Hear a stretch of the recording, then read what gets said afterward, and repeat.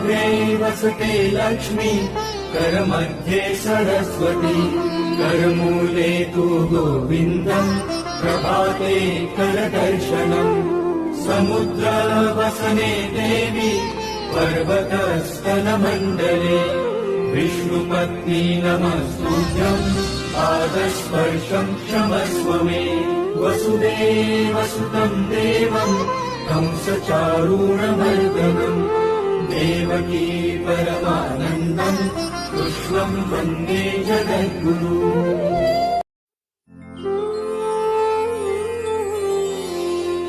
कराग्रे वसते लक्ष्मी करमध्ये सरस्वती करमूले तु गोविन्दम् प्रभाते करदर्शनम् समुद्रवसने देवी पर्वतस्थलमण्डले विष्णुपत्नी नमस्तुभ्यम् पादस्पर्शम् क्षमस्व मे वसुदेवसुतम् देवम् कंसचारूणमर्दनम् देवकी परमानन्दम् कृष्णम् वन्दे जगद्गुरु।